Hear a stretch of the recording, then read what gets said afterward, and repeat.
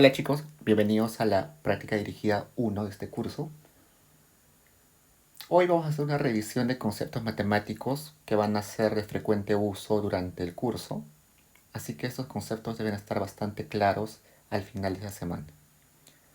Hoy vamos a resolver una serie de ejercicios, no todos, los que están en el PDF que tienen colgados en Paideia, pero pueden estar preguntando en el foro del curso o también pueden preguntarme durante las sesiones de Zoom. Y bueno, al final de la semana trataré de subir el solucionario lo más detallado posible para que todos puedan entender la solución de cada uno de los ejercicios. Así que empecemos con el primer concepto relevante, que es la función monótona. ¿Qué es una función monótona? Sea una función f que está definida en un intervalo, decimos que f es monótona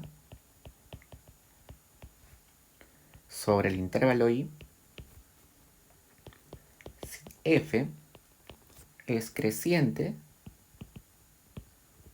o decreciente sobre todo el intervalo i.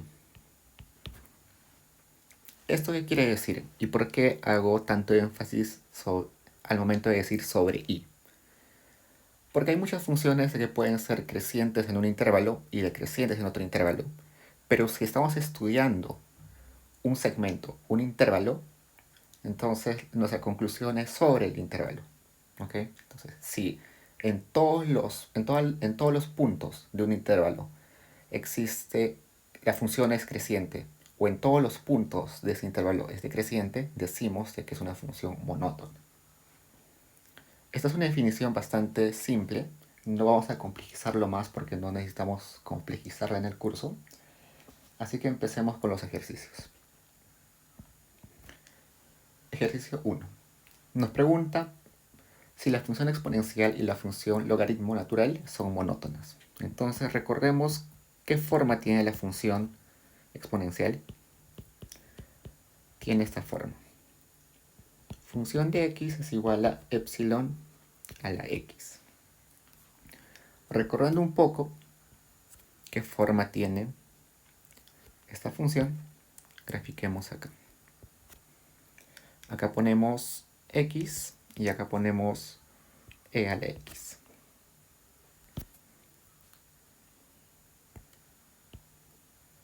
Y más o menos la exponencial tiene esta forma que corta a este eje en 1. Es decir, e elevado a la 0 es 1. Algo que podemos detallar es que x está definido, o el x puede tomar valores desde menos infinito hasta más infinito.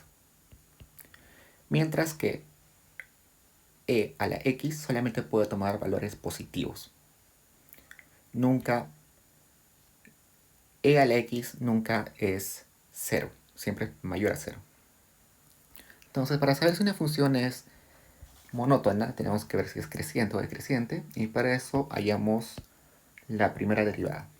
La primera derivada de esta función sigue siendo e a la x, y epsilon elevado a un número negativo o a un número positivo siempre va a ser mayor a 0.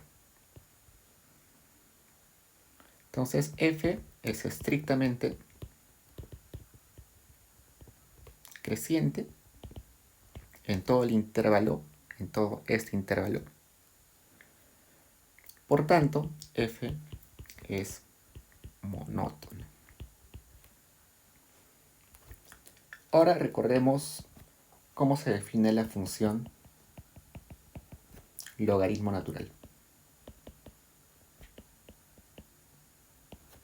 Tiene esta forma. F de x es igual al logaritmo natural de x. También, si recordamos un poco la forma que tiene esta función, a este lado tenemos a x y a este lado logaritmo de x. Y la función logaritmo natural de x tiene esta forma, que corta en este eje a 1, porque logaritmo natural de 1 es igual a 0. ¿Ok? Y como vemos en este gráfico, el x solamente está definido, o el x pertenece al intervalo abierto en 0 hasta más infinito abierto. Entonces, en este caso, nuestro intervalo de estudio no va a ser desde menos infinito hasta más infinito, sino desde 0 hasta más infinito. Entonces, hallemos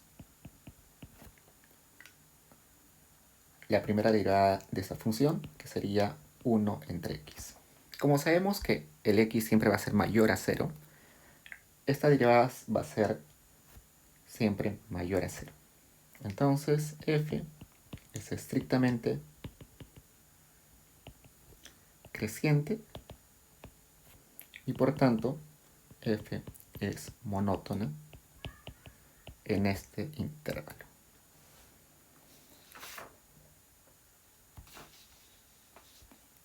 Oh, perdón, este no es el ejercicio 2, seguimos en el 1. Entonces borramos esto.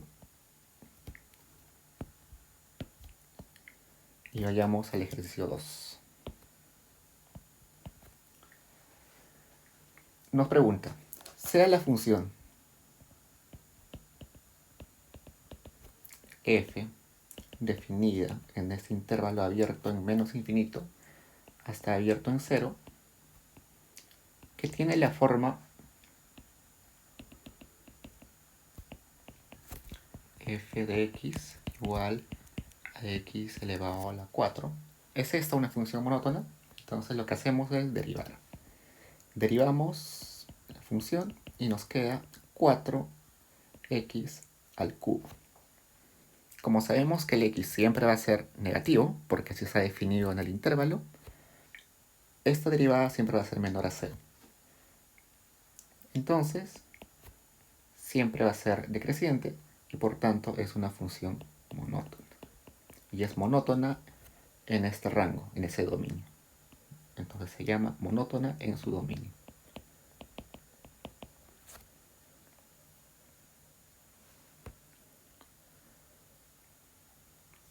La pregunta 3 y la pregunta 4 queda para ustedes. Y ahora pasemos a qué es una función homogénea.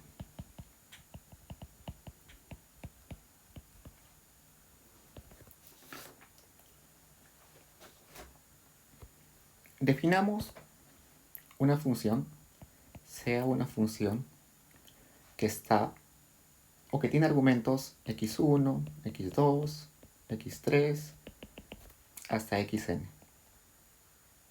No nos importa la forma de la función, solamente que está compuesta por varios argumentos.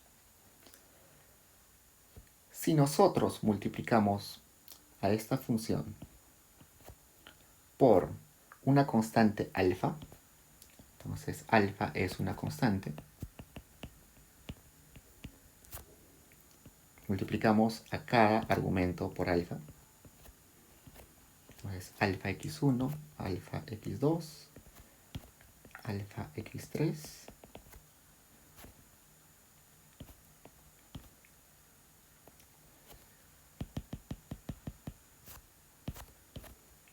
x3 y alfa xn.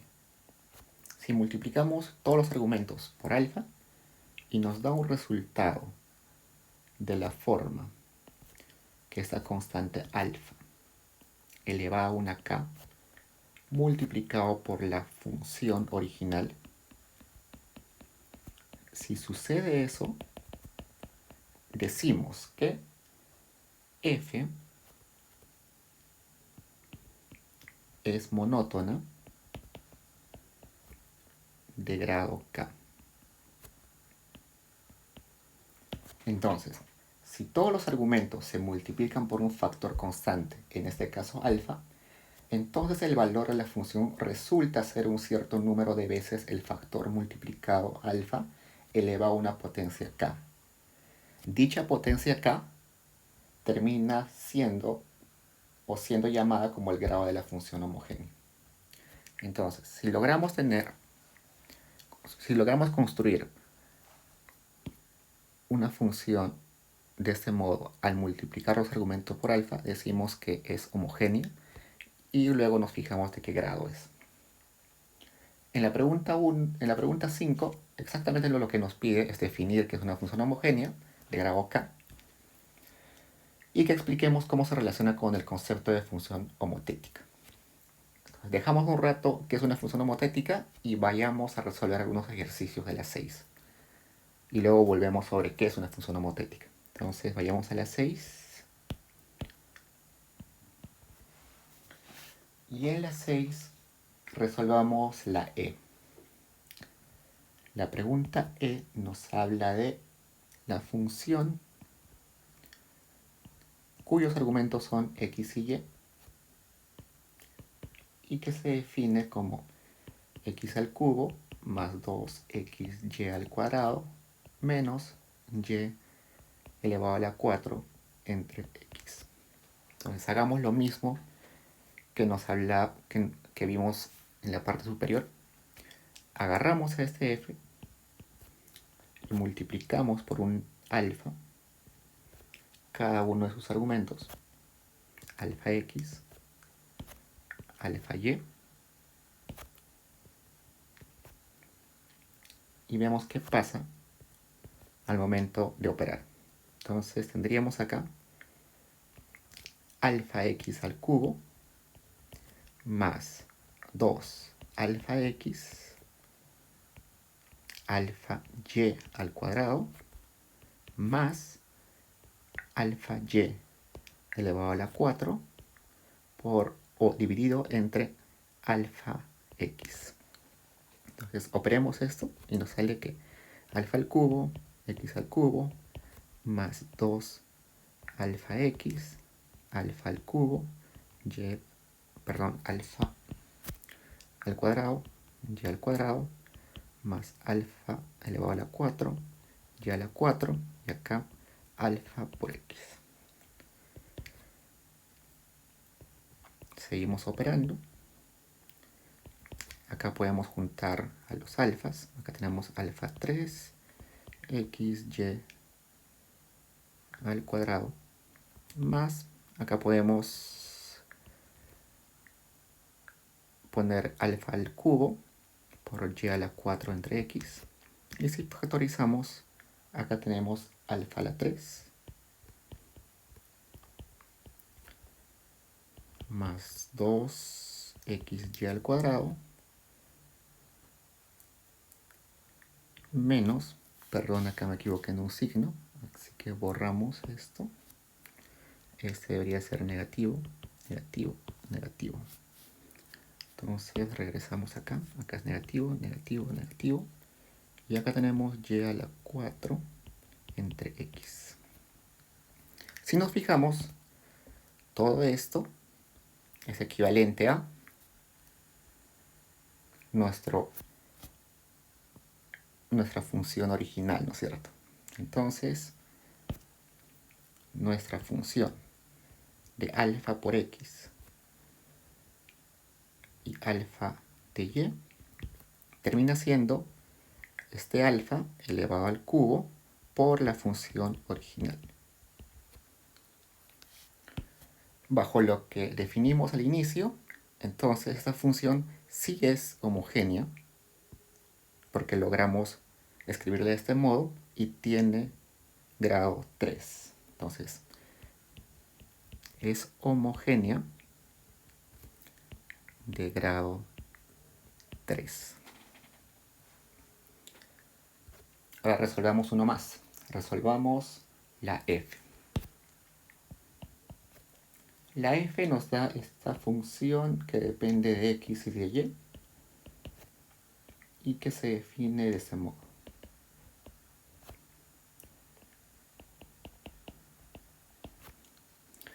Hacemos lo mismo, multiplicamos por un alfa, que es una constante, a los argumentos x y el argumento y.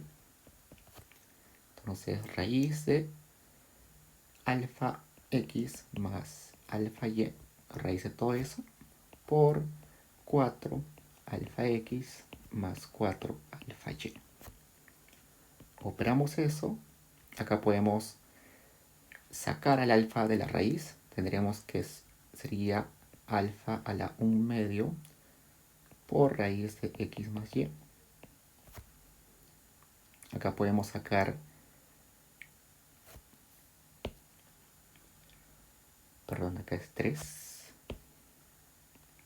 Acá podemos sacar el alfa, queda como 4x más 3y.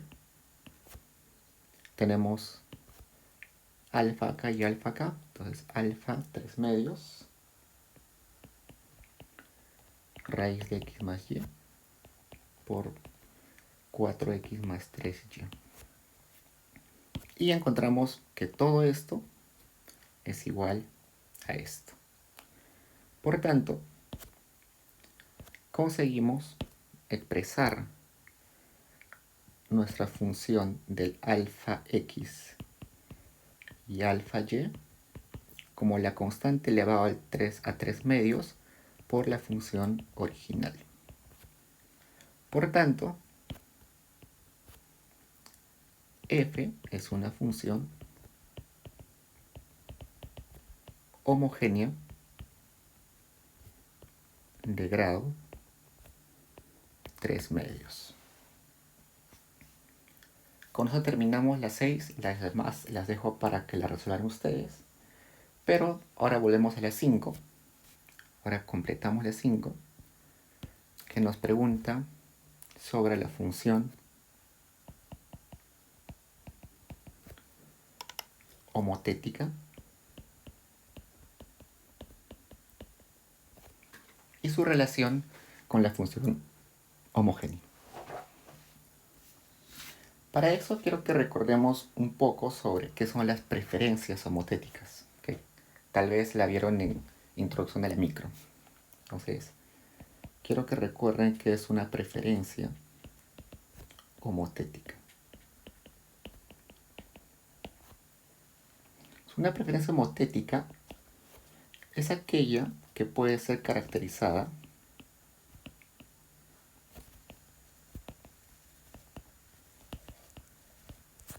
por curvas de diferencia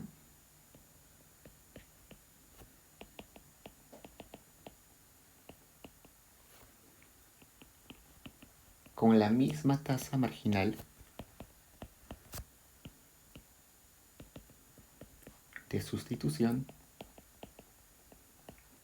a lo largo de cualquier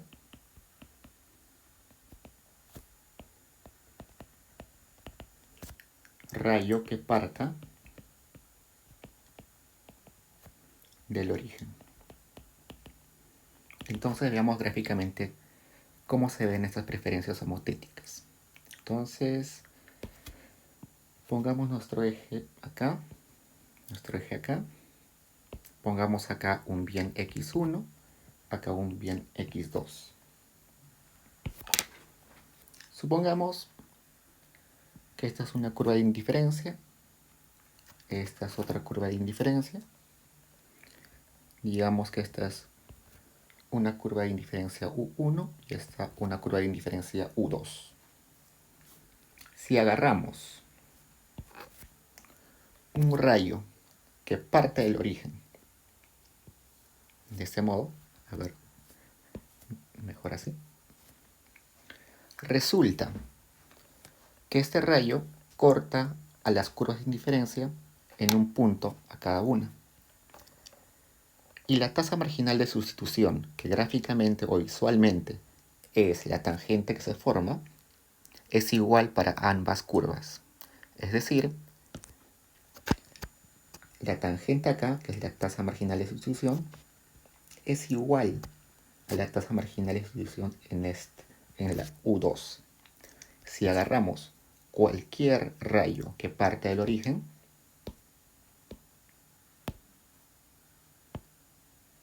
por ejemplo otro acá, en los puntos donde corta a U1 y a U2, vamos a tener la misma pendiente porque son la misma pendiente que representan a la misma tasa marginal de sustitución. Entonces, ¿esto qué quiere decir? Que no importa la magnitud de la curva de indiferencia, porque aún así esta sea una transformación monótona de una original U1, siempre vamos a tener el mismo resultado de la tasa marginal de sustitución. Entonces, bajo esa premisa, para que recuerden un poco, quiere decir que U1 y U2 son una transformación monótona de la otra. Entonces, una función, perdón acá,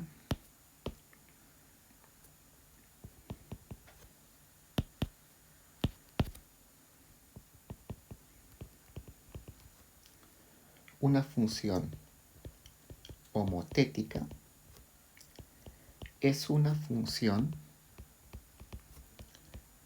que se forma tomando una transformación monótona de una homogénea. Eso asegura de que las funciones pueden tener diferentes niveles, pero la información que nos dan en sus pendientes es la misma. O sea, no importa la magnitud, esta relación entre el bien x1 y el bien x2 es la misma. Esa es la característica de las preferencias homotéticas que se representan por funciones homotéticas.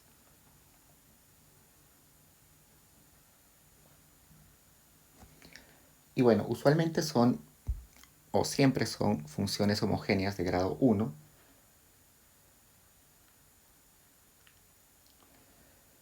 Y los ejemplos más claros son las CES.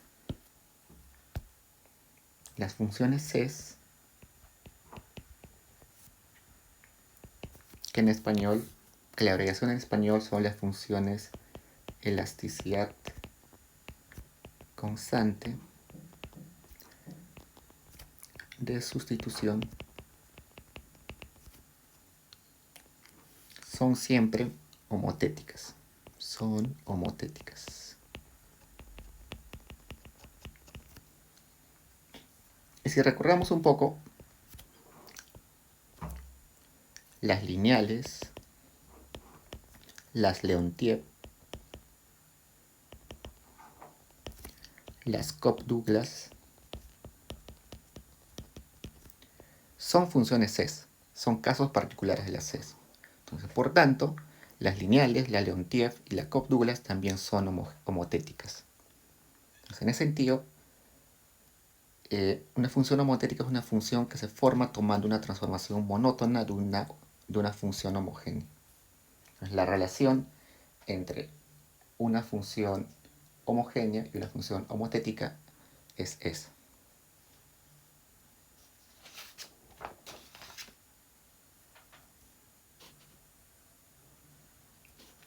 Ahora pasemos a qué son conjuntos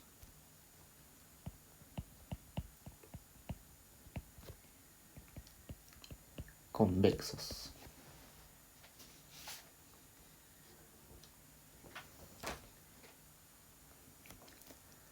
Definimos del siguiente modo.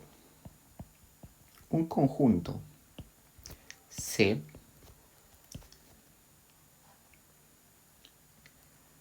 que bueno, podemos decir que está incluido en un espacio R, la N, cualquier espacio R,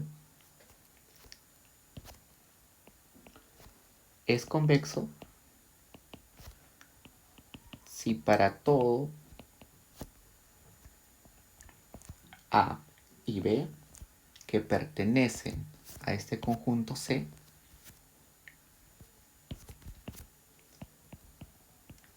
el segmento AB está incluido en el conjunto C. Entonces, para recordar un poco, Cuando este R está elevado a la 1, estamos hablando de una línea, ¿no es cierto? La línea de los reales. Cuando el R está elevado a la 2, estamos hablando de un plano, ¿no?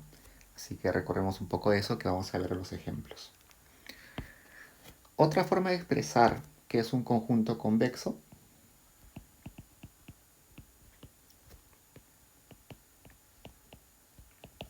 es que para todo t que pertenezca al intervalo 0 a 1, es posible que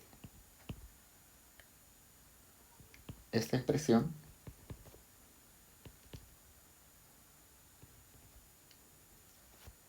esté incluida en C. ¿Eso qué quiere decir? Que una combinación lineal de estos puntos o conjuntos AB también están incluidos en el conjunto mayor. Gráficamente se puede decir esto. Si tenemos este gráfico, este es un conjunto convexo. ¿Por qué? Porque si agarramos dos puntos A y B, las transformaciones o las combinaciones lineales entre esos dos siempre van a estar dentro del conjunto. Podemos agarrar otro punto, quizás un punto acá en la frontera, C, con otro punto acá, D. Todas las combinaciones lineales siguen dentro del conjunto. Lo que no sucede, por ejemplo, en un gráfico de este tipo. En un gráfico de este tipo, sí podemos encontrar que, por ejemplo, este punto A y este punto B tienen transformaciones lineales que son ese segmento y que parte de ese segmento está fuera del conjunto. Entonces, en este caso, no es un conjunto convexo.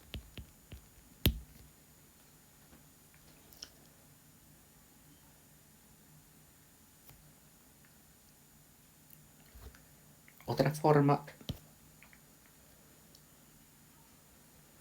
de definirlo es, por ejemplo,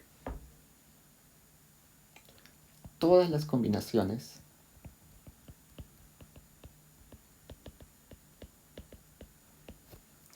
lineales de puntos, sean vectores o escalares, donde el coeficiente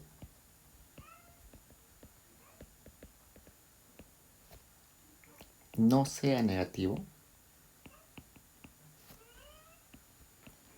y suma 1, que es lo mismo que hemos hecho acá en esa transformación lineal, ¿no es cierto?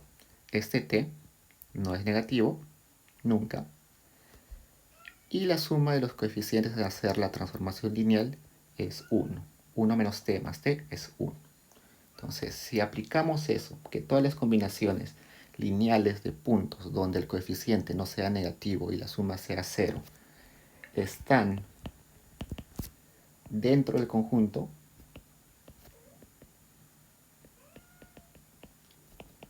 entonces es un conjunto convexo. Entonces, ahora vayamos al ejercicio 7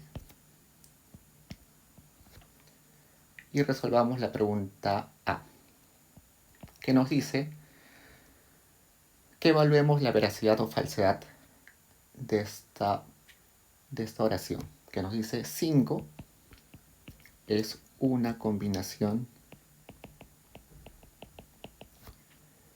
convexa de 4 y 6. Como estos son puntos, estamos en el plano, o no estamos en un plano, sino estamos en una línea. Estamos en el conjunto de los R elevado a la 1, ¿cierto?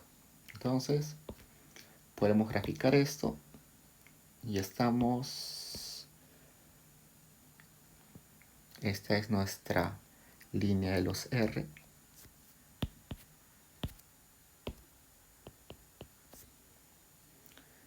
Tenemos al 4 acá, tenemos al 6 acá, y nos dicen que una combinación lineal de estos es 5. Entonces, si juntamos el 4 y el 5, vemos que dentro cae 5, por lo tanto es una combinación lineal. 5 es una combinación lineal de 4 y 6. Entonces, si hacemos esa combinación lineal de 1 menos t multiplicado por 4 más t multiplicado por 6 es igual a 5, y encontramos que existe un t que es, como dijimos acá, que está entre 0 y 1, si existe un t, entonces sí es un conjunto. O mejor dicho, sí es una combinación. Sí es una combinación lineal.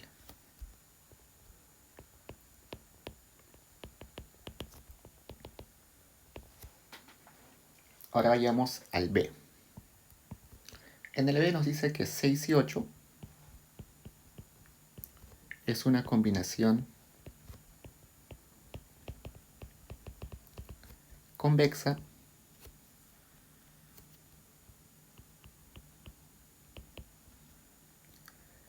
de 4,6 y 6,10.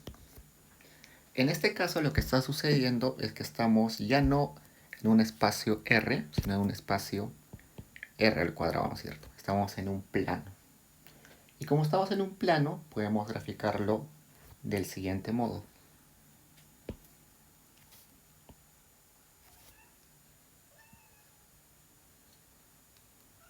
Acá tenemos a los ejes, acá tenemos a los X y acá los Y. Y para recordar nos dicen que 4 y 6 son los puntos. Entonces, grafiquemos estos puntos. A ver, agarramos el punto 4, 6, 4, 1, 2, 3, 4. Y 6, 1, 2, 3, 4, 5, 6. Tenemos este punto que es 4, 6. Y agarremos el otro punto que es 6, 10. Entonces 4, 5, 6. 6, 7, 8, 9, 10. Entonces, para que sea una combinación convexa,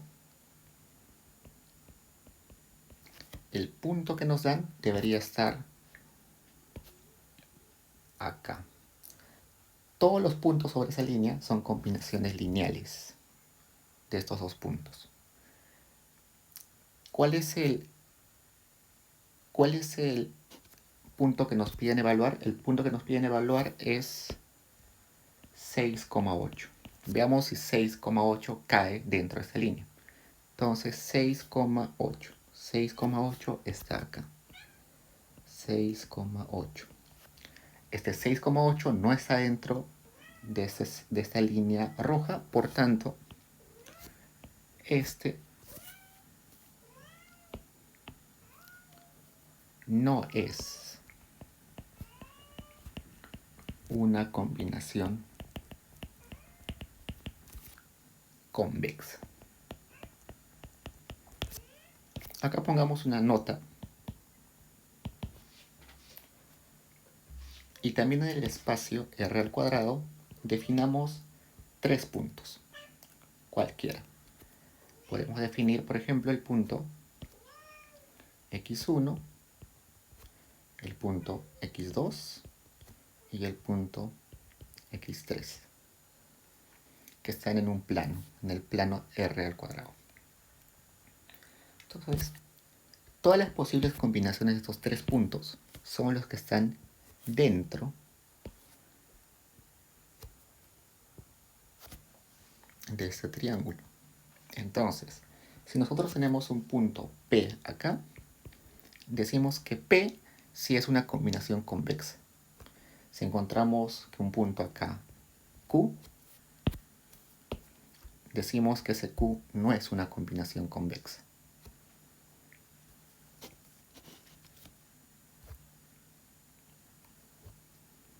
Luego, la pregunta C, la pregunta D y la pregunta E quedan para ustedes, pero les dejo la definición antes para que no se les haga complicado.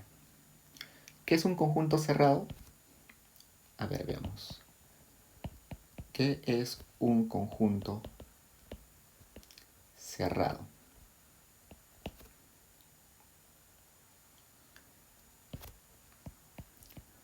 Un conjunto es cerrado cuando todos los puntos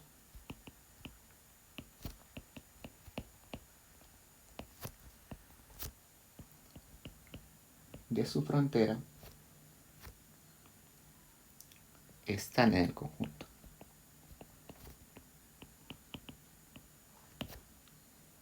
Luego, ¿qué es un conjunto compacto?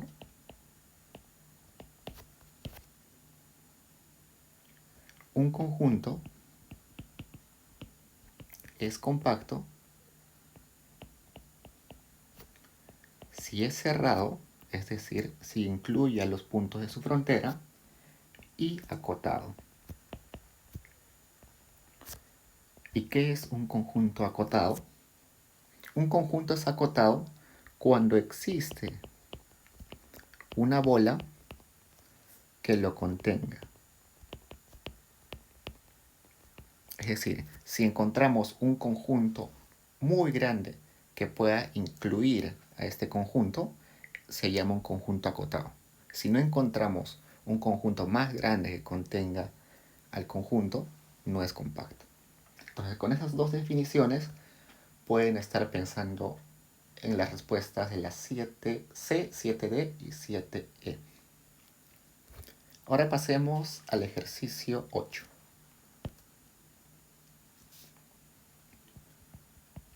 El ejercicio 8 ya es un ejercicio más para graficar, así que voy a graficar solamente el más difícil de todos, que es el último, el 8D. El 8D nos dice que un conjunto S se define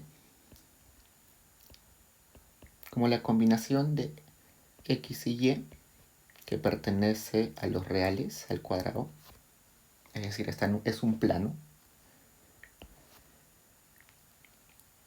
y que se forma bajo esta función 4 menor o igual que x al cuadrado más y al cuadrado menor o igual a 9. Entonces la pregunta es, ¿el conjunto S es convexo?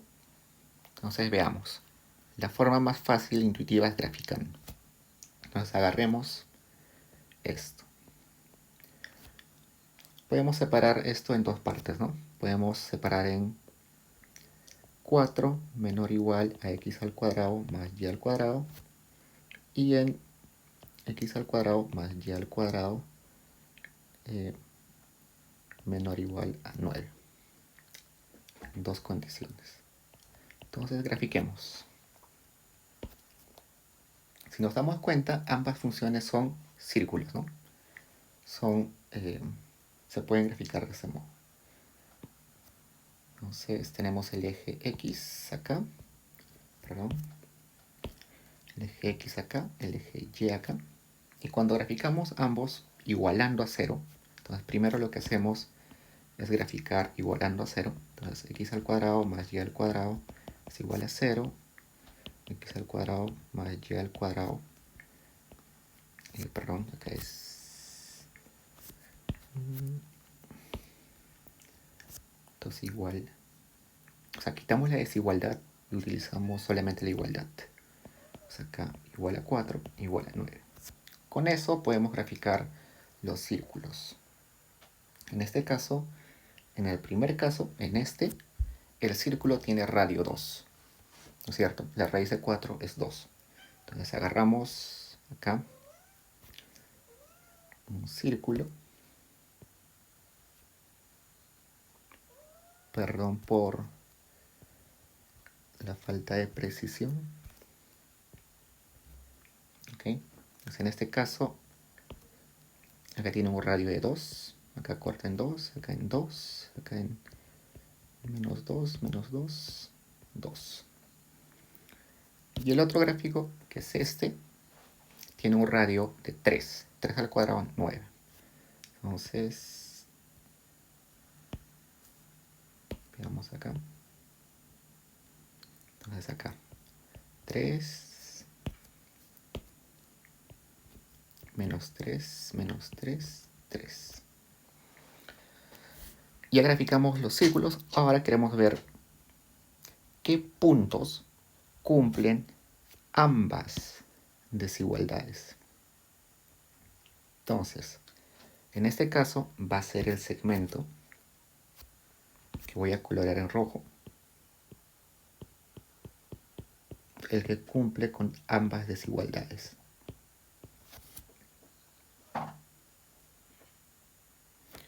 Todos los puntos que están dentro de esa área roja cumplen esas dos condiciones y pueden agarrar cualquier punto. Por ejemplo, pueden agarrar acá 2.5.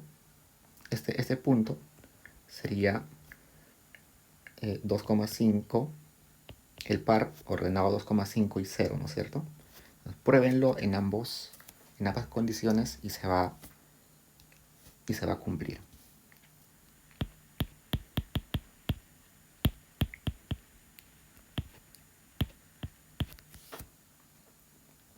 Entonces la pregunta es, ¿este conjunto que se ha formado, que es el área roja, es un conjunto convexo? Veamos. Si encontramos cualquier contraejemplo, no es convexo. Entonces agarramos acá un punto A, agarramos un punto B y vemos que todas las combinaciones lineales son esta línea negra y vemos que en este segmento no pertenecen al conjunto. Entonces, por ese contraejemplo, podemos afirmar que no es un conjunto convexo. Del mismo modo pueden resolver el 8A, 8B y 8C.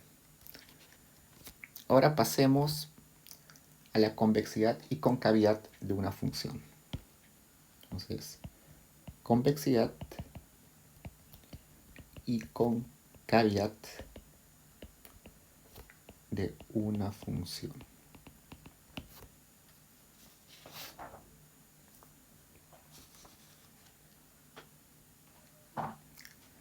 Definimos qué es una función cóncava y qué es una función convexa. Una función f definida de un intervalo i a los reales es, puntos suspensivos, es convexa en ese intervalo si para todo par de puntos x1 y x2 minúsculas que pertenecen a ese intervalo y para cualquier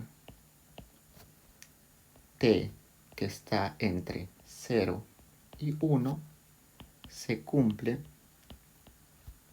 lo siguiente: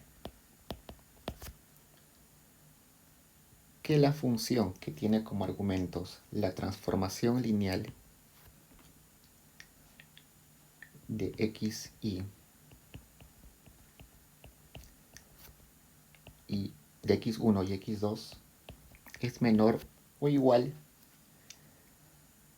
a la combinación lineal de las funciones de x1 y la función de x2. Entonces veamos gráficamente qué nos quiere decir esto. Graficamos acá el eje y, el eje x. Grafiquemos una función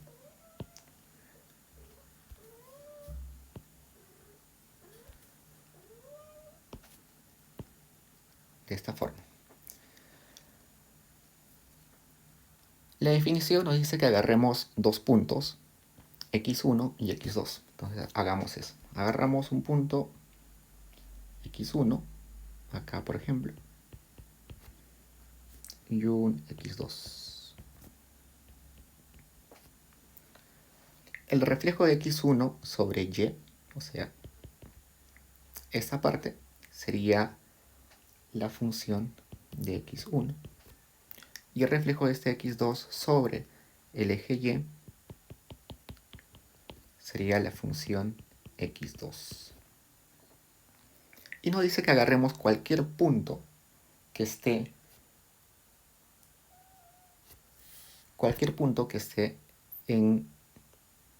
entre x1 y x2, porque es una transformación de x1 y x2.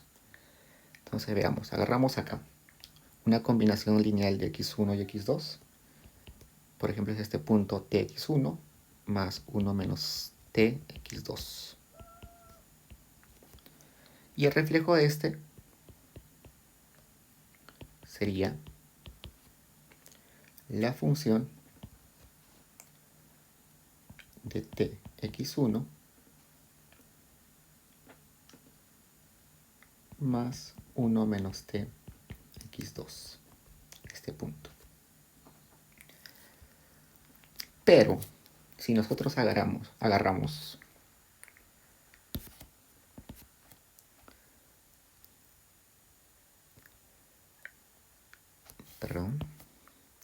esta línea que junta y proyectamos acá, dijimos que todos los puntos que están sobre esta línea negra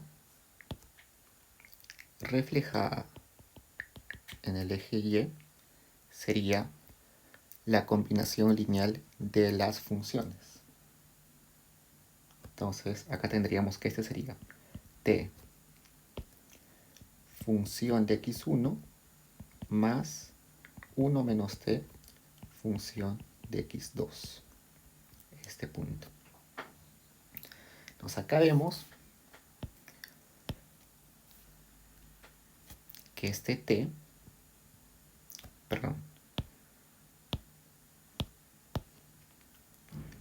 que este punto, que es la combinación lineal de las funciones aplicadas a x1 y x2, es mayor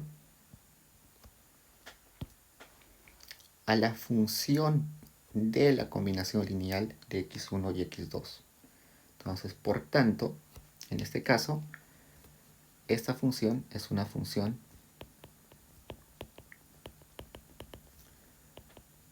convexa. De forma similar sucede, o de forma inversa sucede con el caso de la cóncava. Entonces, de nuevo, una función f que se define el intervalo y a los reales es cóncava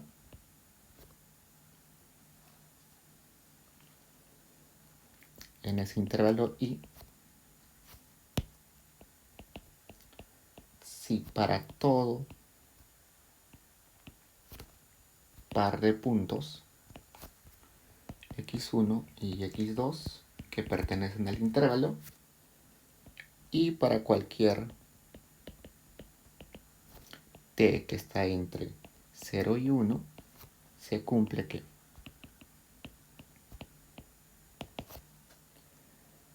la función de la combinación lineal de x1 y x2 es mayor o igual a la combinación lineal de las funciones de x1 y de x2.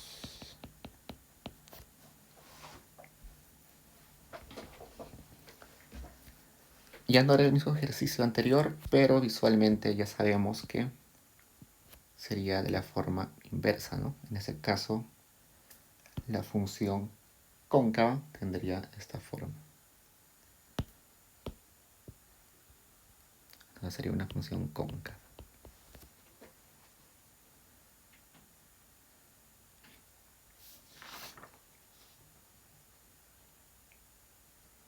Entonces ahora vayamos al teorema. El teorema nos dice que sea la función definida en un intervalo que sea continua sobre ese intervalo y que pueda ser 2 veces derivable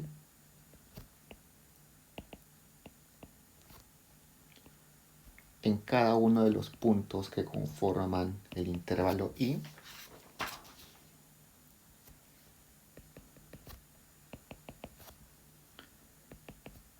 f es convexa si y solo si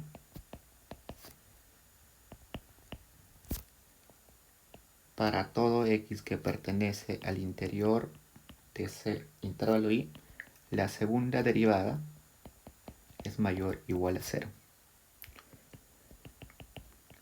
Y por otro lado, f es cóncava si y solo si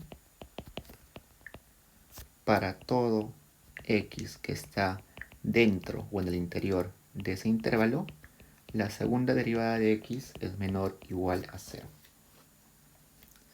Sabiendo eso, vayamos a resolver el ejercicio 9. Y empecemos con uno sencillo que es el a. El a nos dice que una función que tiene como argumento a x1 tiene esta forma: x1 al cuadrado. El objetivo es llegar a la segunda derivada, ¿no? Porque el teorema nos dice que la concavidad y la convexidad se observan en la segunda derivada. Entonces veamos la primera derivada respecto a x1 sería 2x1 y la segunda derivada sería 2. 2 es mayor a 0 y entonces por ello es convexa para todo su dominio.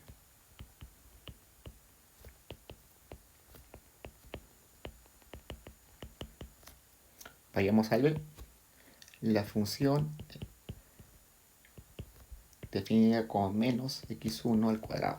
Entonces primera derivada sería menos 2x1 y segunda derivada menos 2, que es menor a 0. Entonces, en este caso es cóncava para todo su dominio. Pasemos al 9c. Y la función que nos da es x al cubo. La primera derivada es 3x al cuadrado y la segunda derivada es x, 6x, solo 6x. Y en este caso, como el x puede ser negativo o positivo, entonces decimos que no es cóncava ni convexa en su dominio. Sin embargo, es cóncava para un dominio donde x es menor a 0 y es convexa para los x mayores a 0. Entonces, no es cóncava ni convexa en todo el dominio, pero sí en partes del dominio. Ahora vayamos a la D, donde definimos b más m x1, donde b y m son constantes. Lo mismo, derivamos y nos sale que es x1 y la segunda derivada, perdón, acá teníamos la primera derivada es m y la segunda derivada, como m es una constante, es 0. ¿Qué sucede cuando la segunda derivada es 0? Se dice que es convexa y cóncava a la vez para todo su dominio.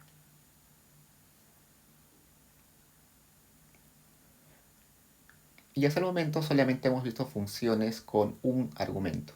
Ahora pasemos a ver el ejemplo E, donde tenemos una función que depende de dos argumentos, x1 y x2. x1 al cuadrado más x2 al cuadrado. Entonces, en este caso, ustedes recordarán que la segunda derivada ya no va a ser un número, sino va a ser la hessiana, ¿no es cierto? Entonces, si recordamos, la hessiana nos dice lo siguiente. La hessiana de f, de la función de f, es igual a la derivada de la función respecto a x1 y x1. Acá, perdón, esto se debe escribir así. Como es una matriz hessiana, acá va la derivada doble respecto a x. Acá estamos hablando de x1. Acá la función derivada respecto a x1 y luego derivada respecto a x2. Acá la función derivada respecto a x2 dos veces. Y acá derivada primero respecto a x2 y luego a x1. Entonces, cuando tenemos que hablar de convexidad, concavidad o optimización y tenemos que utilizar la segunda derivada, utilizamos la hessiana. Entonces, luego de esto tenemos que hallar esta matriz. Y esta matriz para el caso nuestro va a tener la siguiente forma. 2, 2, 0 y 0. Y la determinante de nuestra matriz va a ser la siguiente.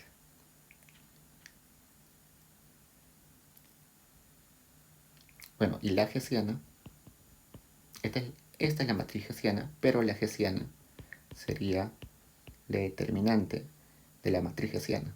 Y la hessiana sería en este caso 4. La determinante de esa matriz es 4. Como 4 es mayor a 0, pues en este caso decimos que si existe un valor óptimo, o bueno, si existe la convexidad. Y en este caso nos fijamos en fx1, x1, que sería igual a 2, que es mayor a 0, y por tanto, como es mayor a 0, tendríamos que, este ejemplo nos da que es una función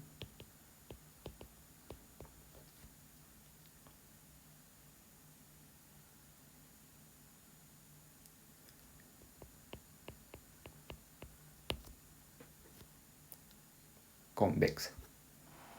Entonces, primero tenemos que ver si nuestra hessiana es mayor o igual a 0.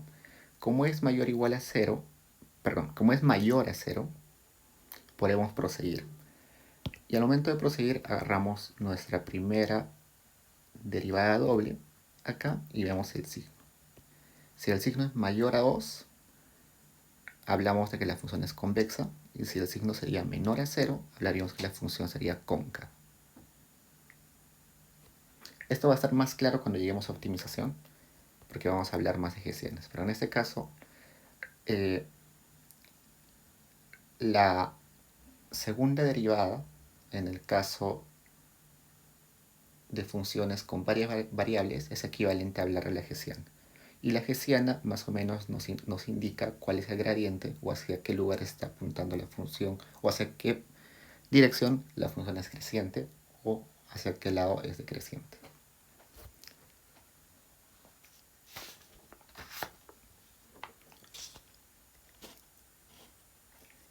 La pregunta 10 nos dice, sea una función f que va de los reales a los reales y una función g que va de los reales a los reales, y que ambas funciones son derivables dos veces, determine si las siguientes proposiciones son verdaderas o falsas.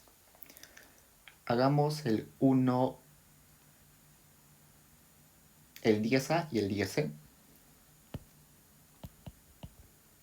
Y el 10b queda para ustedes. Entonces el 10a nos dice: si f y g son convexas, entonces f más g también es convexa. Entonces sí. Entonces, creo que la forma más sencilla es imaginarnos, ¿no? Dos funciones convexas y ver si las sumamos qué sucede. Pero de forma más técnica se puede decir de la siguiente forma: si f y g son convexas y dos veces derivables, entonces para todo x que pertenece a los reales se cumple que la segunda derivada de f respecto a x es mayor o igual a 0 y la segunda derivada de g respecto a x es mayor o igual a 0, y luego la función conformada por la suma de f y g y la segunda derivada de esta respecto a x también es mayor o igual a 0 para todo x que pertenece a los reales. Por tanto, f más g es convexa. Yo les pido que hagan un ejercicio de imaginar dos funciones convexas y mírenlas y súmenlas en su mente, o agarren un papel y súmenlas y vean si siguen siendo convexas. Pero una vez hecho eso, ya tómenlo como un teorema. Este es más un teorema que un ejercicio. Y luego vayamos al C. En el C nos dice: si f y g tienen un punto de inflexión x0, entonces f más g tiene un punto de inflexión en x0. Esto lo podemos resolver utilizando un contraejemplo. Buscamos una función f y una función g que tengan el mismo punto de inflexión. Es decir, un mismo punto donde la pendiente cambia de negativo a positivo o de positivo a negativo. Agarremos la suma de funciones y veamos si el punto de inflexión sigue siendo el mismo. Entonces consideremos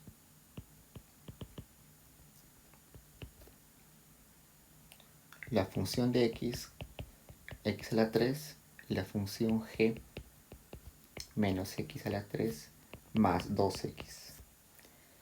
Ambos tienen el punto de inflexión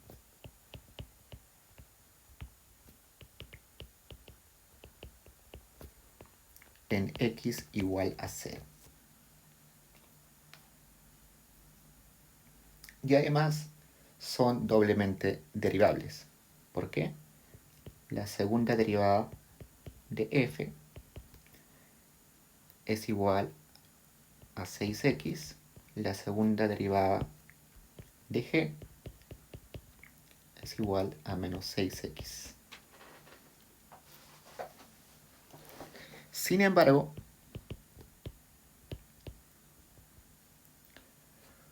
cuando sumamos las funciones, nos da lo siguiente: sumamos x a la 3 menos x a la 3 más 2 a la x y nos sale que es 2x. Y resulta que esta función 2 a la x no tiene punto de inflexión. ¿Por qué? Porque siempre va a ser creciente. No hay un punto donde cambia la pendiente positiva a negativa o de negativa a positiva. Por tanto, la afirmación de la C es falsa. Y en el caso de la A, sí era verdadera. Entonces también podemos resolver este caso con un contraejemplo.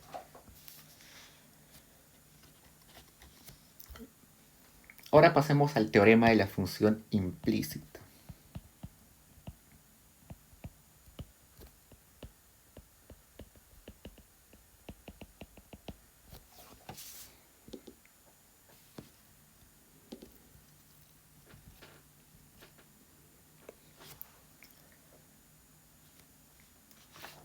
El teorema de la función implícita nos ayuda a obtener derivadas cuando no podemos despejar el y. Entonces, recordemos un poco qué es una función implícita. ¿Okay? Hablemos un poquito sobre una función implícita. Yo sé que varios ya lo saben, pero una función implícita es lo siguiente.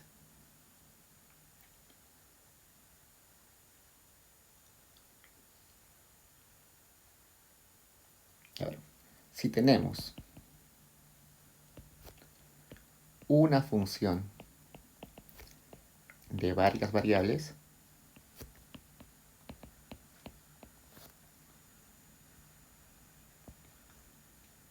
se define a una de ellas o a varias como función de las demás.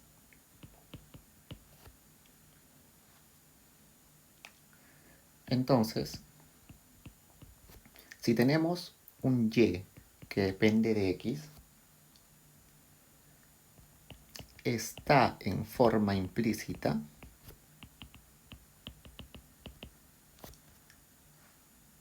si la definimos de forma f x de y es igual a 0. Es decir, y dependía de x, pero nosotros podemos expresarlo de modo de que la función dependa de x y y.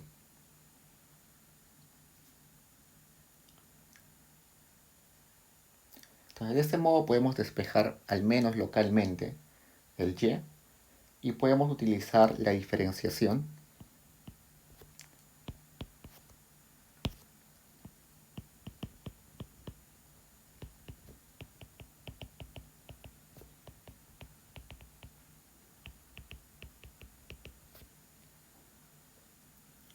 usando la regla de la cadena. Pero siempre recordando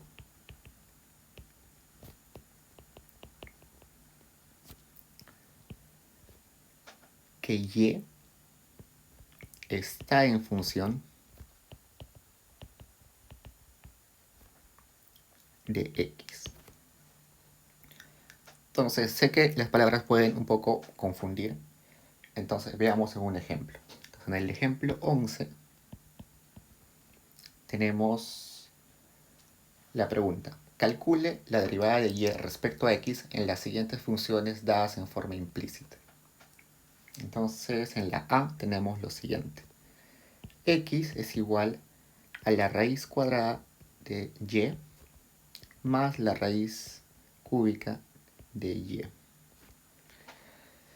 ¿Qué sucede en este caso? Que nosotros no podemos despejar y, al menos no de una forma rápida, ¿no es cierto? Entonces, y depende de x, pero por la forma en la cual está expresada nuestra ecuación, no podemos hallar una función y de x. O sea, no podemos despejar y a un lado y dejar al otro lado los x. Sin embargo, podemos, aún bajo esta restricción de no poder despejar, podemos hallar la derivada de y respecto a x. Entonces, esta es una forma de la función, es la función y expresada de forma implícita. No está expresada expresarla normalmente sería y es igual, y acá, no sé, x multiplicado por un montón de cosas.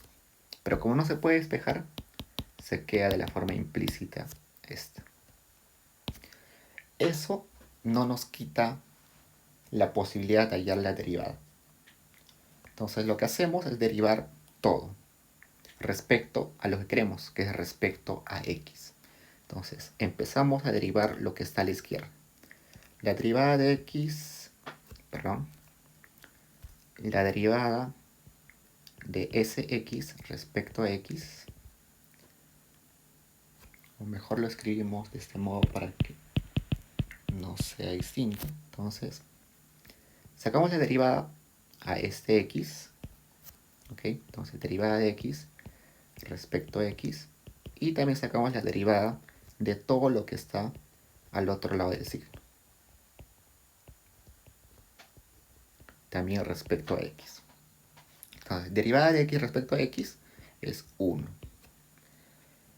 Ahora sacamos la derivada a este lado. ¿Qué pasa? Entonces, sacamos la derivada acá. Como y está en función de x, recordemos esto.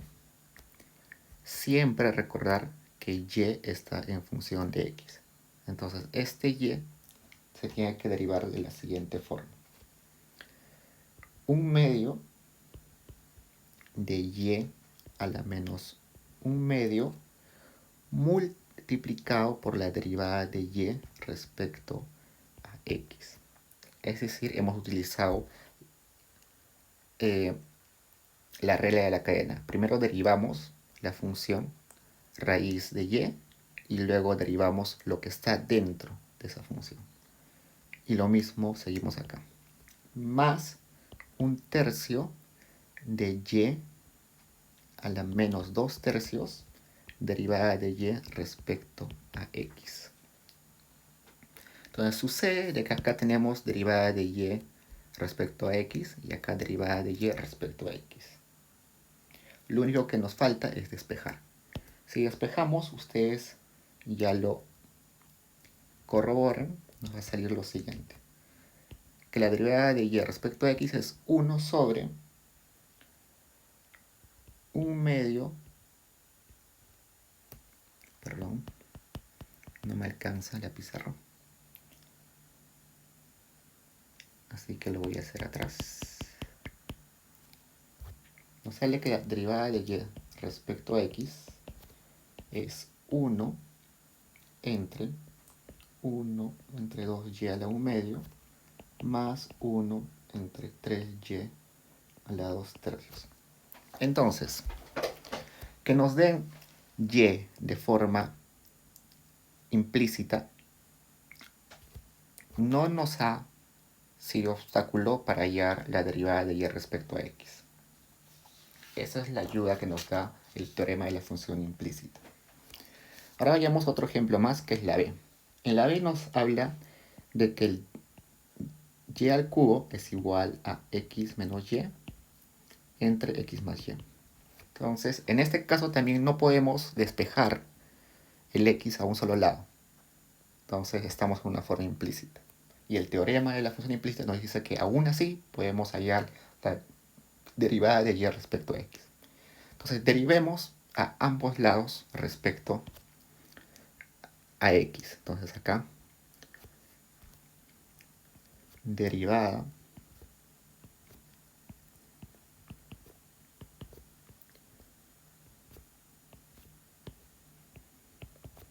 a ambos lados derivamos. O no, podemos facilitar las cosas porque vamos a tener que hacer mucho trabajo acá. Entonces podemos llevar esto primero acá. Y a la 3, x más y, x menos y, x y a la 3 más y a la 4 igual a x menos y. Entonces hagamos lo mismo que antes. Derivamos todo lo que está a un lado respecto a x.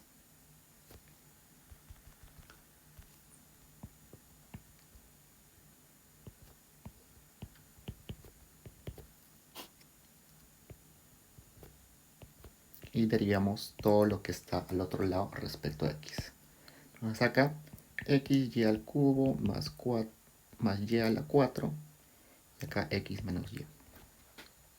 Entonces empecemos por el lado izquierdo. Derivada de x de esta suma es la suma de derivadas, ¿no es cierto? Entonces acá tenemos derivada de x sería y a la 3 más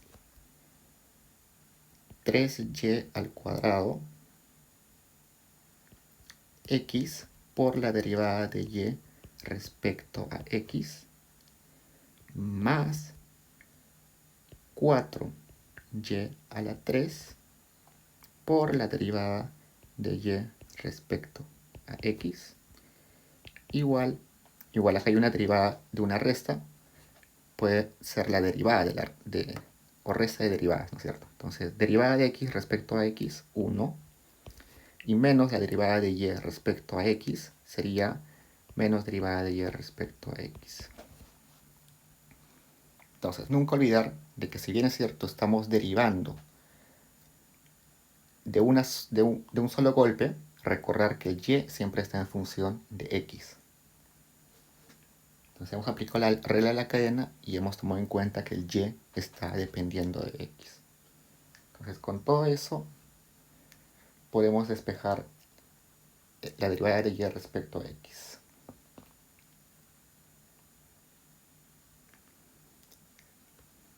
Pasamos todo lo que tiene derivada respecto a y a un lado.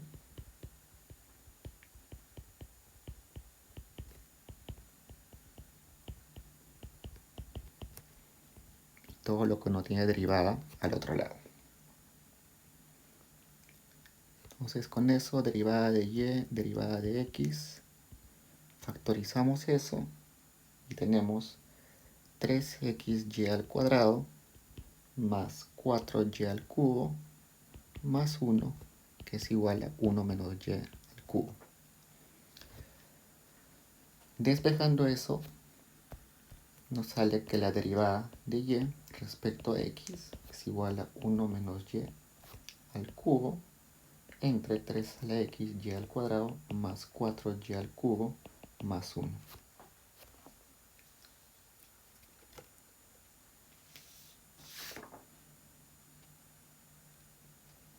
Ya no tenemos mucho tiempo, así que para ustedes queda la C y la D. Es el mismo procedimiento. Derivamos a ambos lados, pero recordamos que el y está en función de x. Y el 12 también queda para ustedes. Ahora vayamos a las integrales.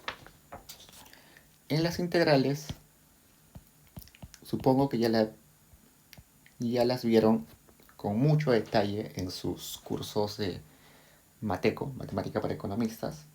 Así que ya saben que existe el método de la sustitución y otros métodos más como el de integración por partes. Así que vamos a recordar un poco. A ver cuántos minutos ya tenemos. Ya estamos pasando el tiempo. Así que voy a proceder a hacer uno con método de sustitución y uno con método de integración por partes. Entonces vayamos a la pregunta 13. A la pregunta A. La pregunta A nos pide la la integral de x menos 7 entre x más 2 al cubo, derivada de x. ¿Cómo es el método de sustitución o cambio de variable? Tenemos que buscar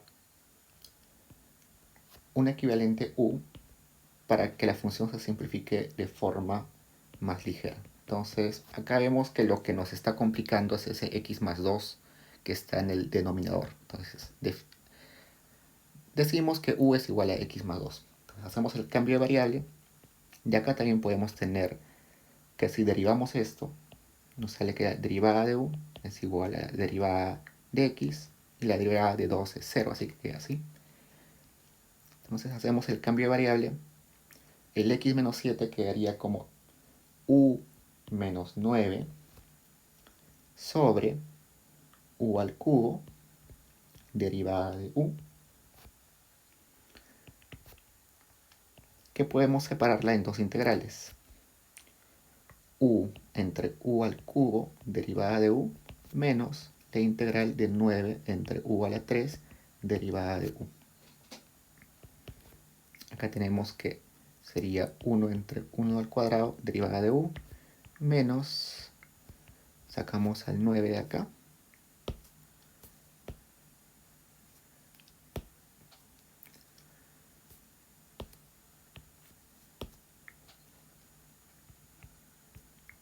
3 derivada de 1. Integramos esta parte, sería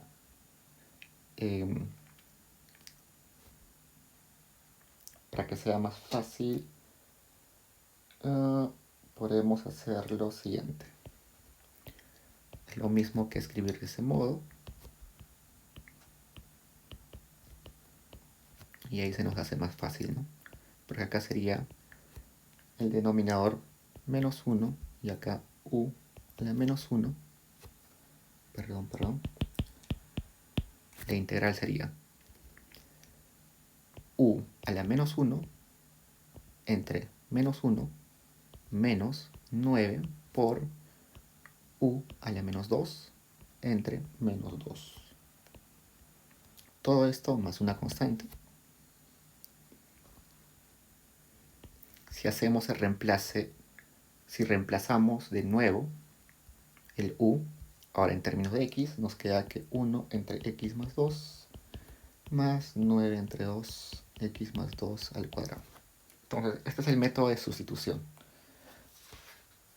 Ahora corremos y vamos al método de integración por partes, que se puede aplicar en la pregunta 13e.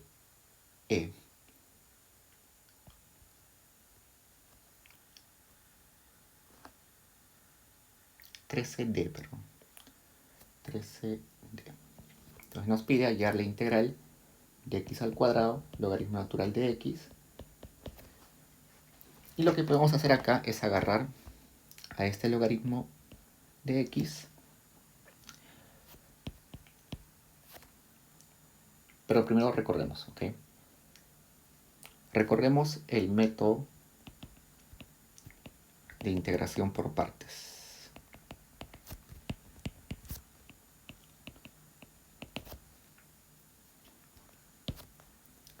Sea f minúscula la integral de f mayúscula y sea g minúscula la integral de g mayúscula, podemos detallar que la integral del f mayúscula, la integral del f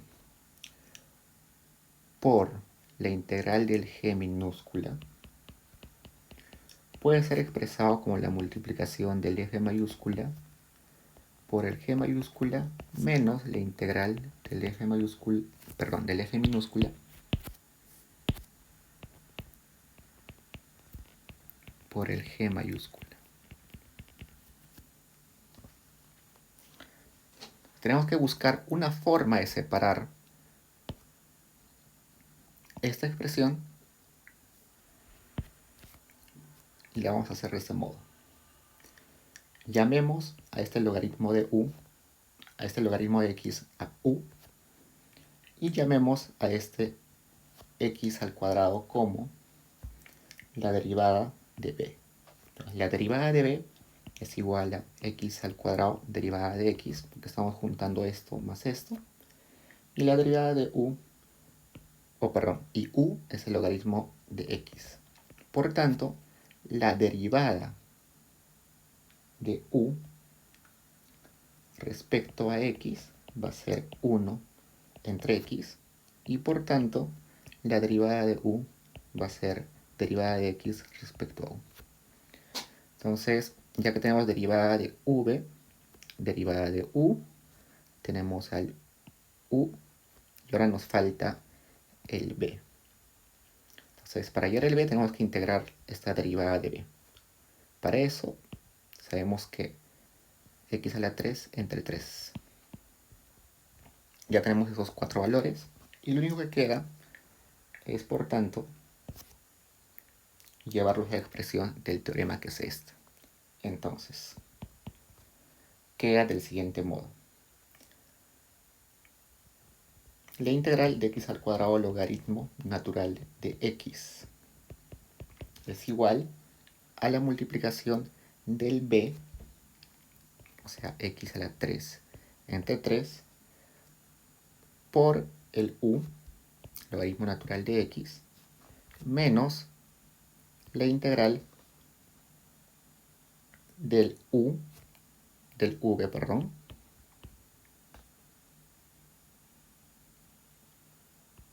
por la derivada de u.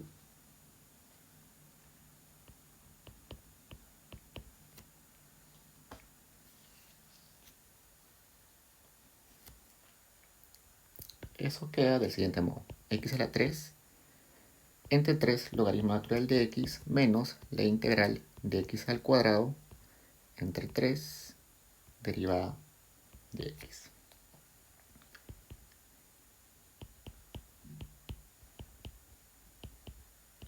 Integramos esta parte que sería x a la 3 entre 3 y por el 3 que ya está ahí sería 9.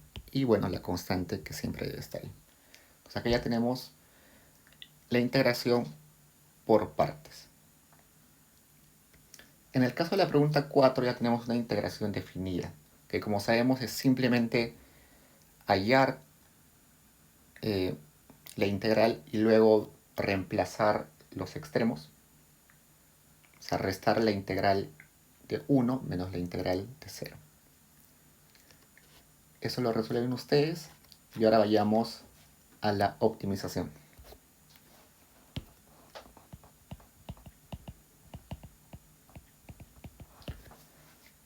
En la pregunta 15 nos dice resolver los siguientes problemas de optimización irrestricta, es decir, no están sujetos a alguna restricción, y explique las condiciones de primer y segundo orden.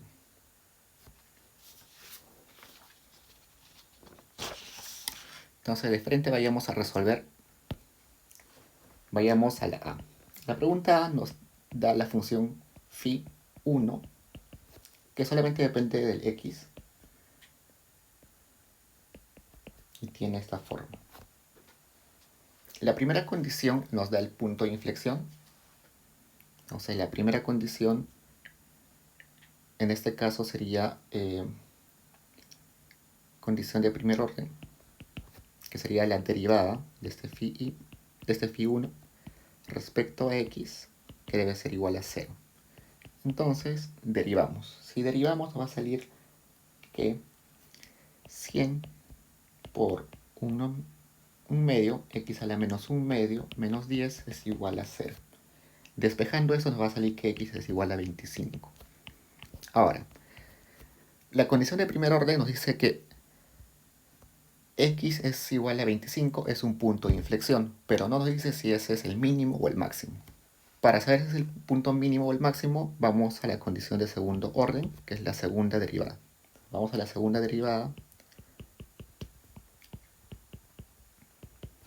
que en este caso saldría menos 1 medio por 100 por 1 medio por x a la menos 3 medios,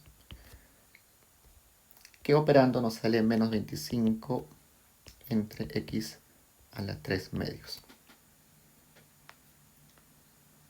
Como x no puede ser negativo porque está dentro de una raíz, toda esta expresión va a ser menor a 0, porque el x va a ser siempre positivo. Por tanto, estamos viendo que en este caso, este x igual a 25 es un máximo.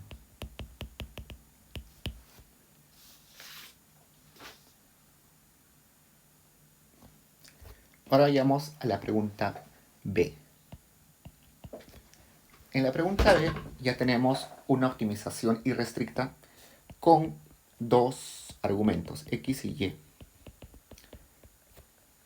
que tiene esta forma. Vamos a tratar de resolverlo lo más rápido posible. Tenemos las condiciones de primer orden que están relacionadas a la primera derivada. Entonces, derivada respecto primero al x tiene que ser 0, y luego la derivada respecto a y tiene que ser 0. Empezamos con derivada respecto a x, sería 4x al cubo más 2.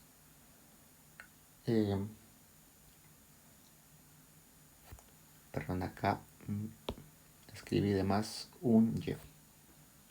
Este sería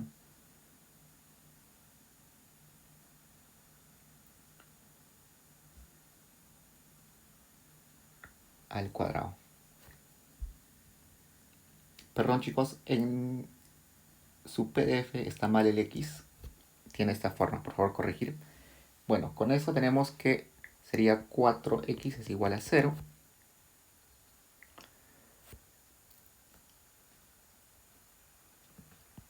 Si operamos esto nos sale lo siguiente. Y el único x posible es 0. Luego vamos a la derivada respecto a y. Tenemos 4y es igual a 0. Y por tanto y también solo puede ser 0. Entonces, el par ordenado 0 y 0 es un punto de inflexión, pero ahora le vamos a ver qué es la condición de segundo orden. Como estamos en una optimización de varias variables, tenemos que utilizar la hessiana. Entonces, definimos la hessiana. Primero, la matriz hessiana de f, que sería igual, primero, phi, derivada respecto a x, y luego x, phi, primero derivada respecto a x, luego a y, acá respecto a y, y x. Ya tengo acá las derivadas y lo que nos va a salir es 4, 0, 0, 4. Y la determinante de ese h va a ser 16, que es mayor a 0. Que sea mayor a 0 nos dice que esto no es un punto silla. Entonces, el par ordenado x igual a 0, y igual a 0 no es un punto silla. Entonces, ahora vayamos a revisar qué nos dice el phi xx evaluado en el par ordenado 0, 0. Y nos sale que evaluado en 0, 0, esto es mayor a 0.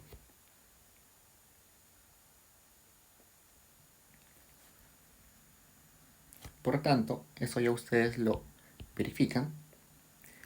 Como esta derivada doble es mayor a 0, estamos hablando de un mínimo. Entonces hay un mínimo en el par ordenado x igual a 0, y igual a 0.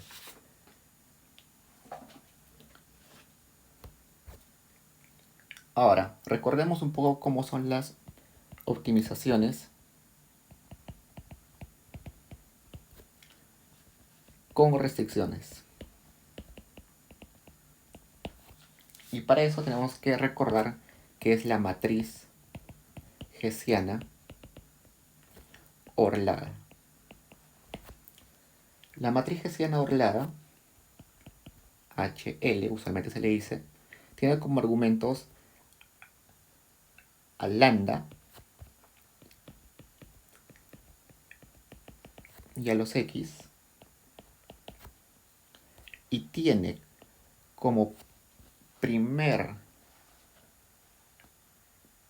como el elemento 1, 1 al 0,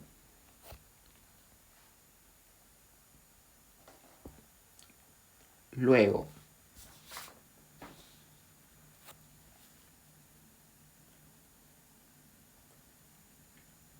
a las derivadas de las restricciones, por ejemplo acá, la derivada de la restricción, luego se va a ver más claro, en la primera fila,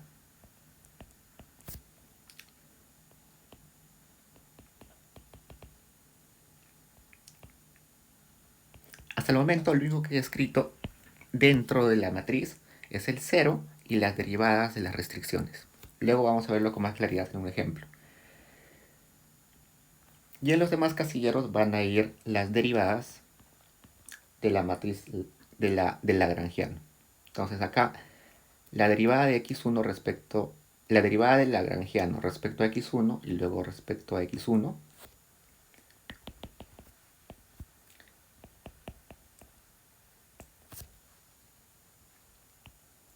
que se ordenan de este modo.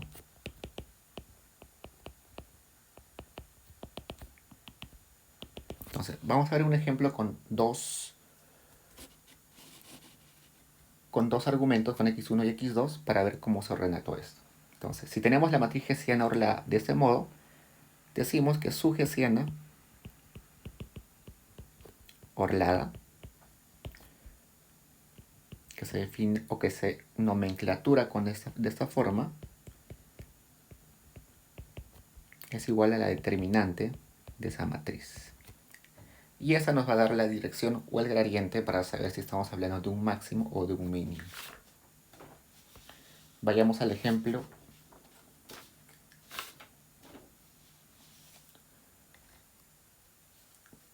Al ejemplo del 16A.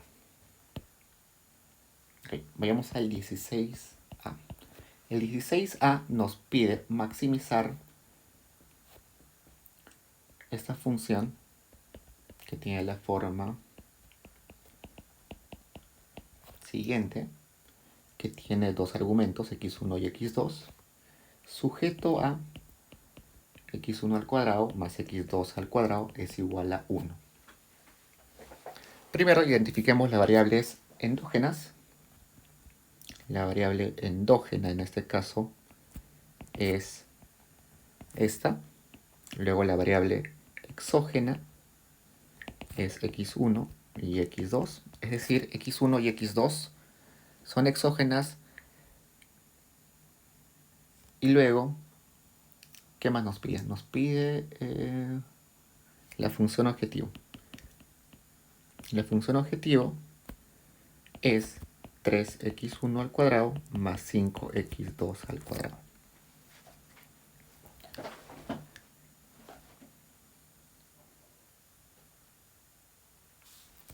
Lo que tenemos que hacer es formar el lagrangiano. Entonces formamos el lagrangiano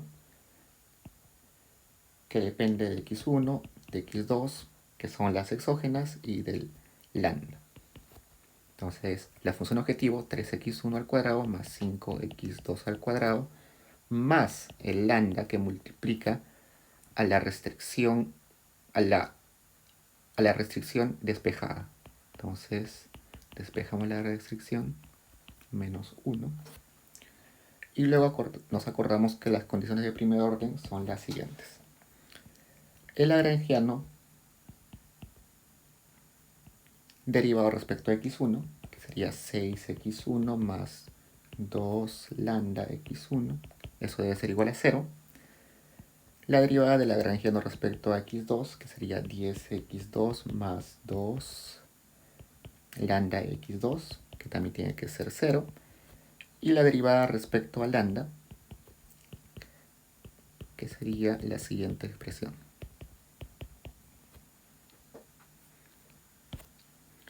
Agarramos esta expresión, la despejamos y nos sale que lambda es igual a menos 3. Agarramos esta expresión, nos sale que lambda es igual a menos 5. Y agarramos esta expresión y nos sale de que x1 toma el valor de 0 cuando x2 toma el valor de 1.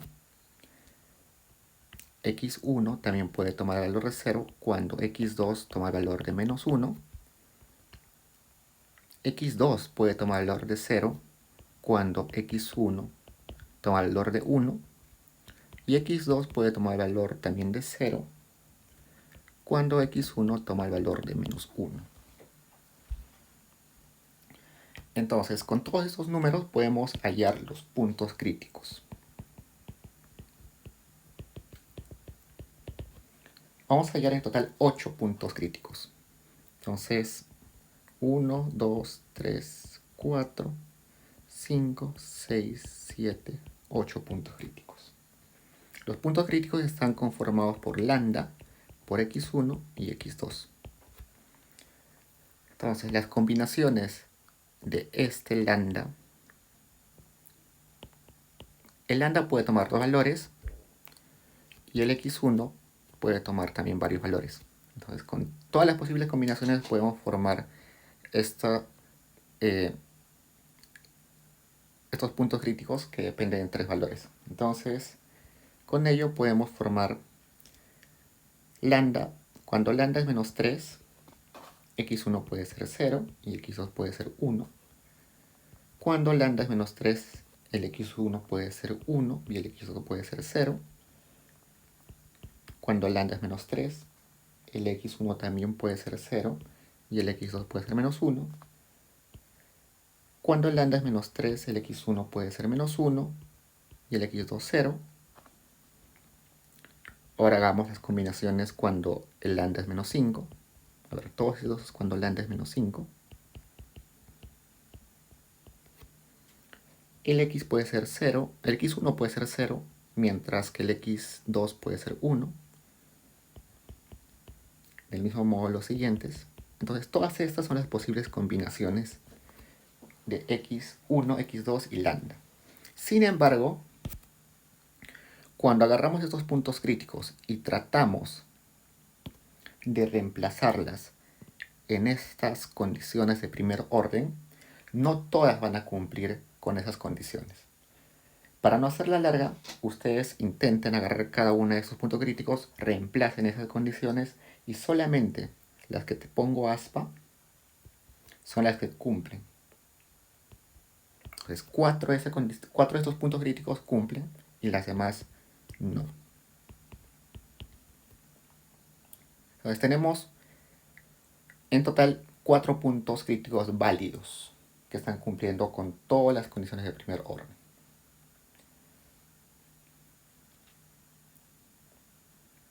Ahora vayamos, entonces tenemos 4 candidatos.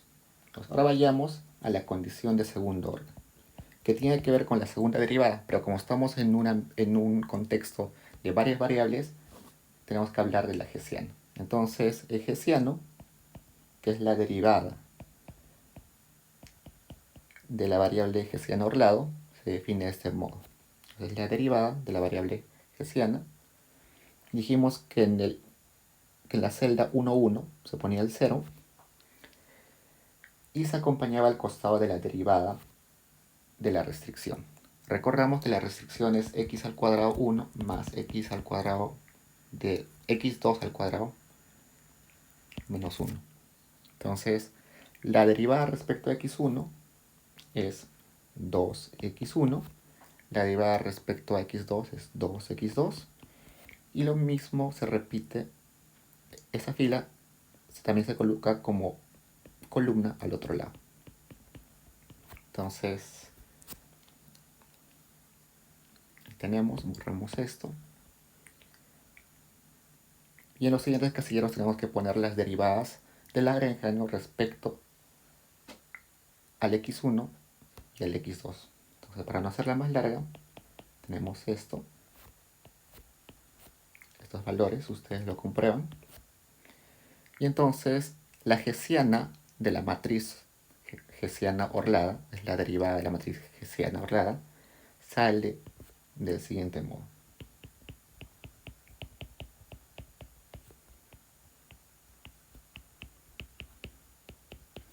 Como tenemos 4 puntos,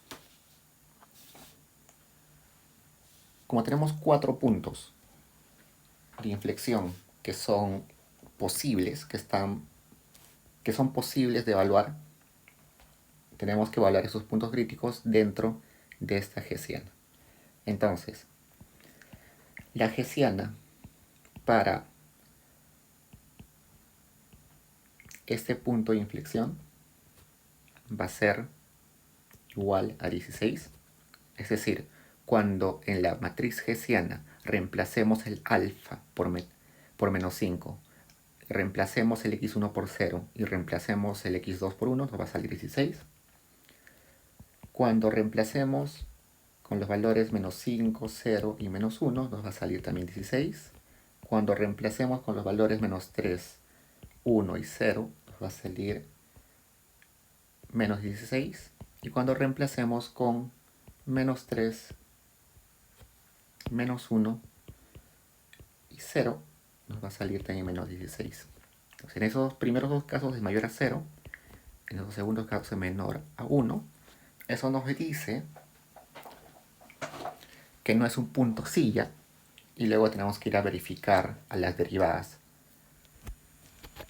parciales. Entonces, a las dobles derivadas de Lagrangiano. Entonces, luego de eso vamos a encontrar que f posee máximo relativo porque estamos hablando de una función, de una optimización restringida, en el par ordenado 0, 1 y en 0, menos 1. Y mínimo relativo en el par ordenado 1, 0 y en menos 1, 0. Si despejamos o si reemplazamos estos valores, vamos a encontrar que el máximo relativo va a estar en 5 y el mínimo relativo va a estar en 3.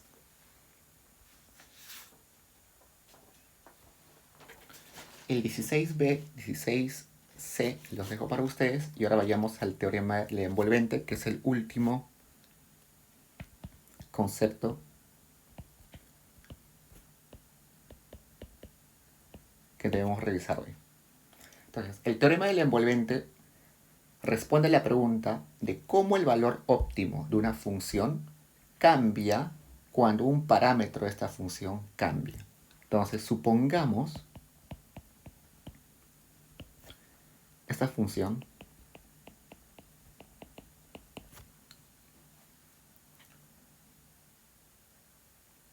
si nosotros no conocemos el a, entonces el a puede tomar muchos valores. Es un parámetro, pero que puede tomar varios valores. Entonces, para diferentes valores de a, esta función es una familia de parábolas invertidas.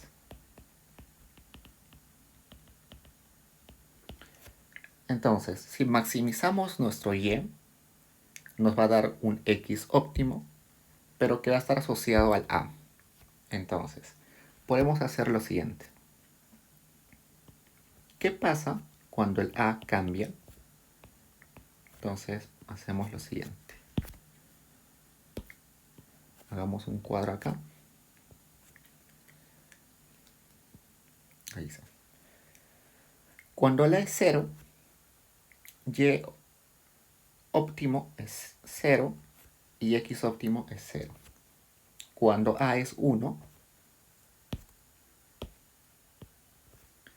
el x óptimo es 1/2 y el y óptimo es 1/4. Y si seguimos cambiando el a, nos va a dar diferentes valores óptimos.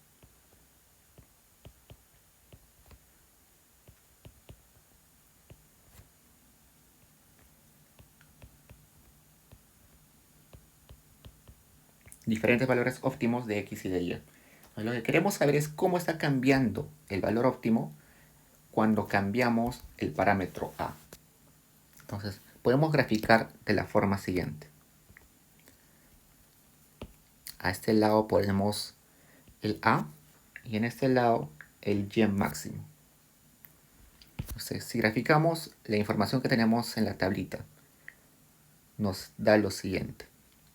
Nos dice que a medida que cambia a, el valor óptimo de y se incrementa y además a y óptimo tienen una relación cuadrática.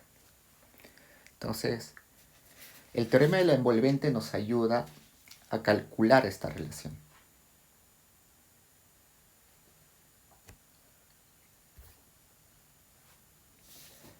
Entonces, vayamos de frente a la aplicación, que es el teorema, que es la pregunta 17. Entonces, la pregunta 17, vamos primero a hallar la relación entre un parámetro y el óptimo de una manera intuitiva, y luego en la parte C vamos a utilizar el teorema del envolvente. Entonces, primero empezamos de forma intuitiva, sin pensar en el teorema del envolvente. Entonces, el ejercicio nos dice, la altura que alcanza una pelota lanzada al aire hacia arriba con cierta fuerza es una función del tiempo que tarda desde el momento en que se arroja, dado por la función de t es igual a menos 0,5 g t al cuadrado más 40t, donde g es una constante que cambia constante determinada por la fuerza de gravedad. Entonces, en este caso, nuestro parámetro que va a cambiar es g. Queremos saber cómo cambia el valor óptimo f asterisco cuando cambia el g. Entonces, en la parte A vamos a ver una forma intuitiva de saber esta relación.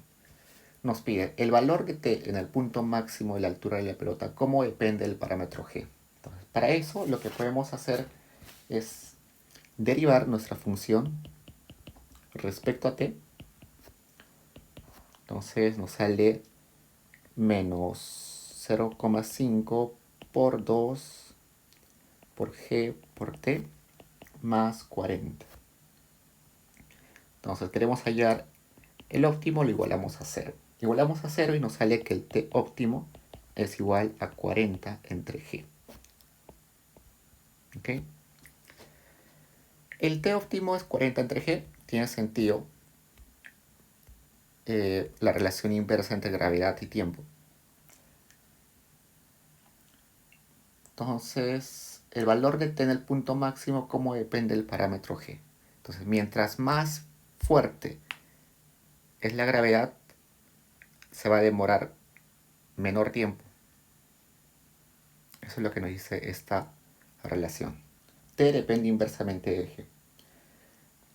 En la B nos pregunta, utilice la respuesta de la parte A para describir la variación que registra la altura máxima a medida que g va cambiando. Entonces, lo que podemos hacer es, si queremos saber la altura máxima óptima o la altura óptima asociada al t asterisco, reemplazamos la función de t asterisco es igual a menos 0,5 g por t asterisco al cuadrado, que sería 40 entre g al cuadrado, más 40 por 40 entre g. Operando eso, nos sale que 40 al cuadrado a 1600 sería 800 entre g. Entonces, la altura máxima también depende inversamente de la gravedad. Si la gravedad es muy alta, la altura máxima va a ser menor.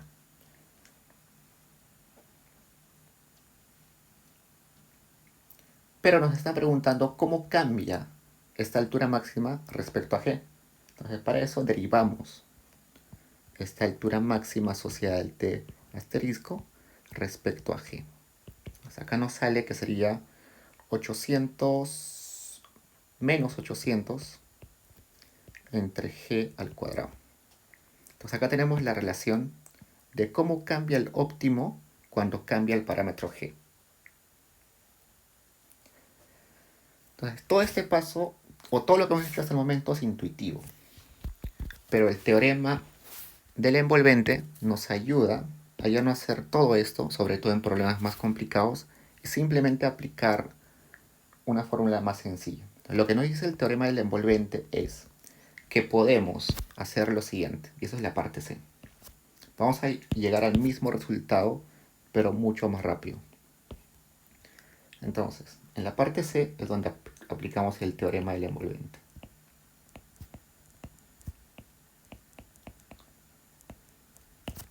Nos dice que si de frente derivamos la función respecto al parámetro, o sea, de frente, también es válido. Entonces, aplicamos la derivada de frente respecto a g.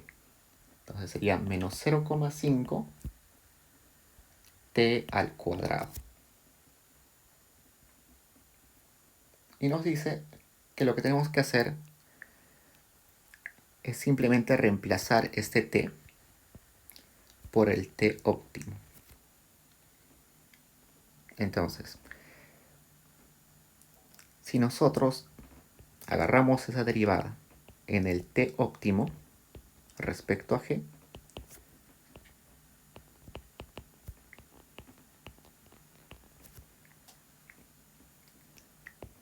como ya sabemos que el t óptimo es 40 entre g, reemplazamos eso y nos sale lo mismo, menos 800 entre g al cuadrado.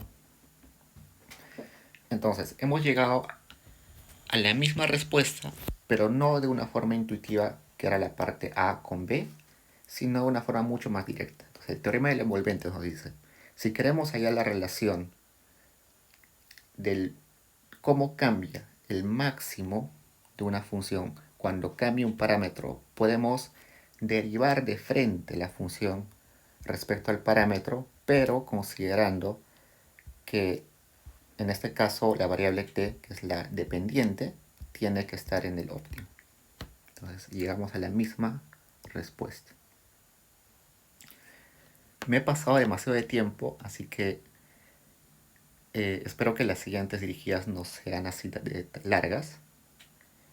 Pero creo que esta vez sí valía la pena que sea bastante extensa porque son conceptos que se van a ver a lo largo del curso. Así que espero sus preguntas. Sé que van a quedar muchas preguntas.